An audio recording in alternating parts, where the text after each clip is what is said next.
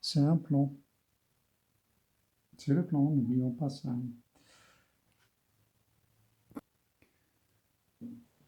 Dans la pratique, il s'agira souvent de droite vectorielle, etc. L'essentiel, c'est des sous-espaces vectoriels engendrés par des vecteurs. D'accord, je suis en train de parler là. Hein. D1 est une droite vectorielle engendrée par un vecteur, bon, par là, des choses comme ça. Alors, qu'en est-il en général? Si je prends un sous-espace vectoriel engendré par une famille de vecteurs,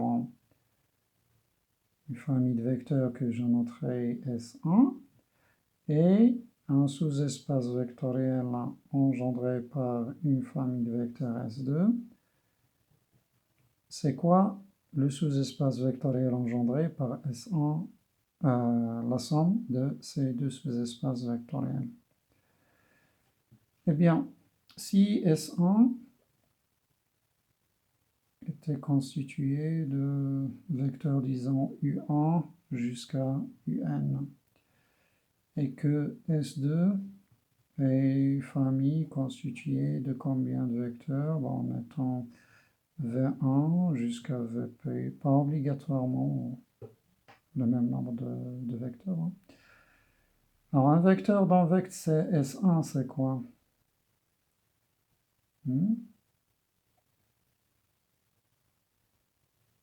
Un vecteur x quand tel, puisqu'il appartient à un vecteur S1. Eh bien, si seulement si, c'est une combinaison linéaire hein, des EI. Bien sûr, je dois écrire, il existe alpha 1, alpha n dans Kn, tel que. Même chose, si j'écris y dans vecteur S2,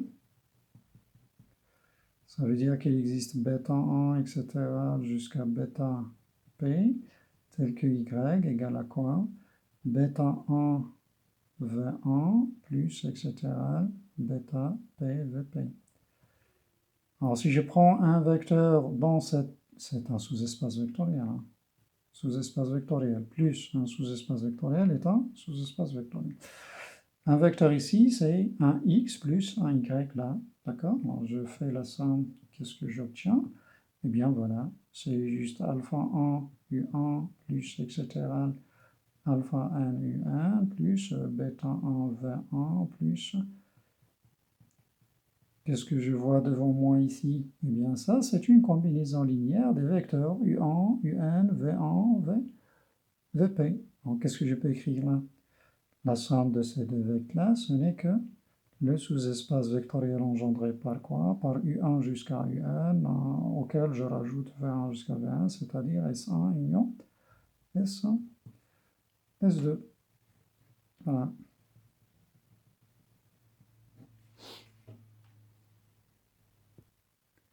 Bon, un exemple concret.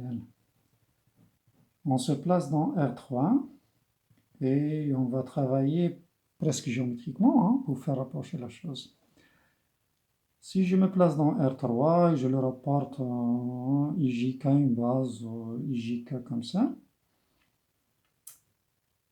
on va parler de l'axe X, l'axe Y, de l'axe Z, du plan, etc. Si je prends le sous-espace vectoriel dans R3 rapporté à une base IJK comme ça. Bon, je suis en train d'anticiper, mais c'est juste pour expliquer la chose. Bon, si je considère la droite, par exemple, OZ, alors en tant qu'ensemble, ça sera quoi? C'est des triplés, hein? La droite OZ, c'est l'ensemble des triplés qui vont s'écrire sous quelle forme? Bien, c'est 0, 0, oui, Z dans R. Donc, au lieu de dire la droite en Z comme ça c'est le côté géométrique, d'accord? C'est la droite vectorielle engendrée par le vecteur K. D'accord? C'est vecteur K. Ça, c'est la droite en Z. Si je prends le plan en XY, par exemple, un terme ensembliste,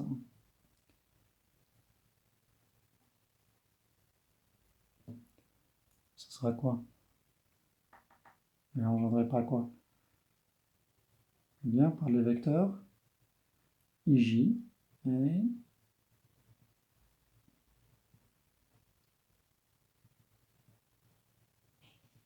je peux l'écrire comme ça. Comme je peux le décrire avec des équations, chose qu'on faisait d'ailleurs en géométrie. On passait d'une paramétrisation à des équations à une paramétrisation.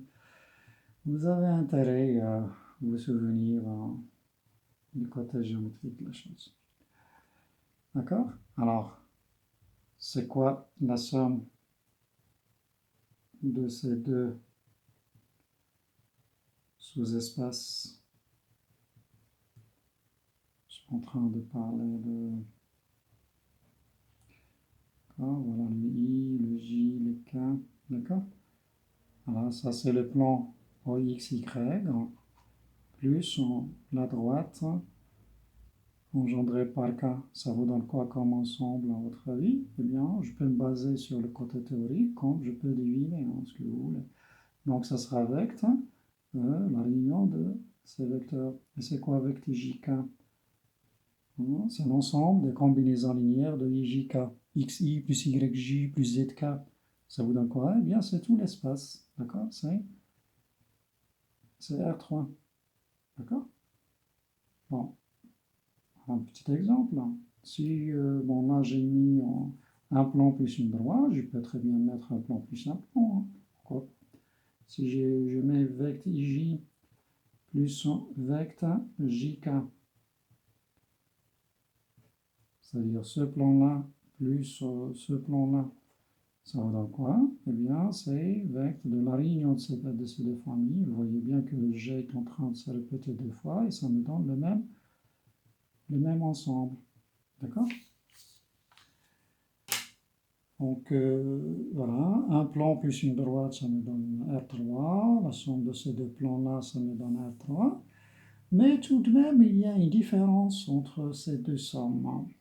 Je ne sais pas si vous pouvez la voir ou non, mais c'est sur ça qu'on va poursuivre notre cours et parler de ce qu'on appelle des sommes directes.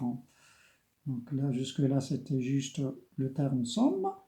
Maintenant, on va rajouter l'adjectif direct. Quand est-ce que notre somme est directe? Eh bien, la définition de somme directe, bon, j'explique là avant d'entamer le paragraphe, va se baser sur voilà, votre programme, c'est définition à partir de la fraction. Voilà, définition par l'unicité de la décomposition des vecteurs nuls. Alors, le vecteur nul, je prends le vecteur nul ici. Comment est-ce que je peux l'écrire comme somme d'un vecteur là et d'un vecteur ici? La seule décomposition, ça sera 0 plus 0. Pas autre chose. Je ne peux pas écrire 0 comme un vecteur ici plus un vecteur là, autre que cette écriture-là. Vous pouvez faire 1000, d'accord? Parce qu'un vecteur autre que 0 dont le plan constitué par IJ, d'accord? Par exemple, plus un vecteur autre que le vecteur nul, ben ça donnera un vecteur qui n'est pas nul. D'accord? Or que là, le 0, je peux l'écrire de différentes façons, comme un vecteur ici, plus un vecteur là. Différentes façons, je vous laisse le soin d'imaginer, donc je prépare la chose. Vous me donnez trois écritures. Bon, la première, c'est l'évidence, c'est 0 plus 0, oui. Une seconde écriture. Eh bien, je peux dire J. J, c'est un vecteur là, non? hein, et moins j, tout simplement.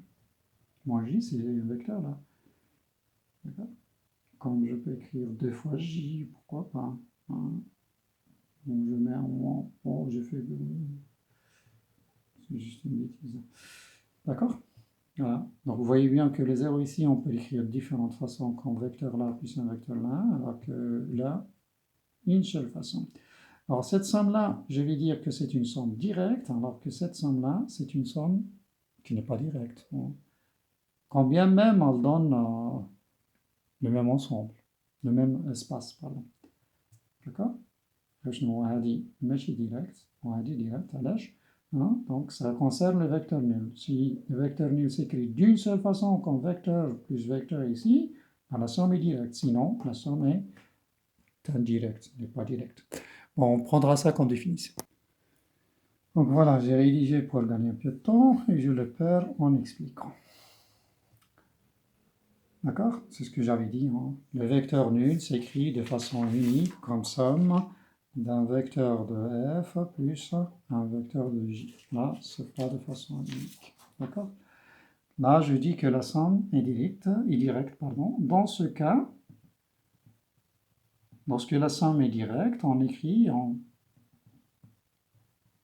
le f plus g, le sous-espace f plus g, ben on ne va pas l'écrire comme ça, mais on va l'écrire f plus g toujours, mais on va l'entourer avec le plus, on va l'entourer avec un cercle, comme ça. D'accord?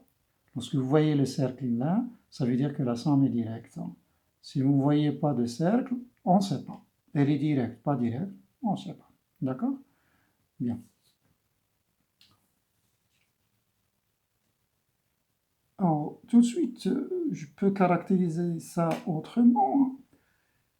Donc, caractérisation, si on veut, bien proposition.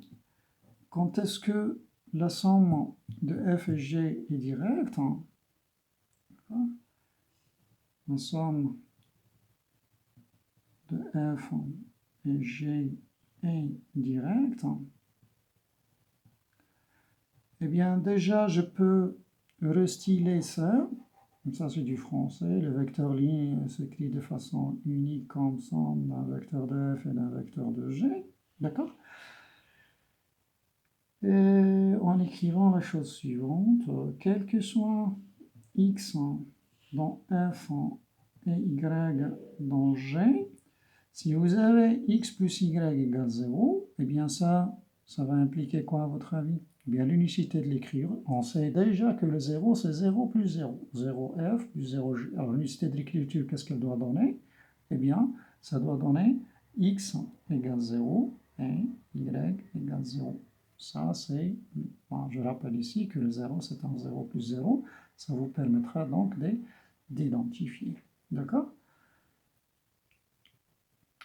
Ceci peut être écrit autrement, d'accord?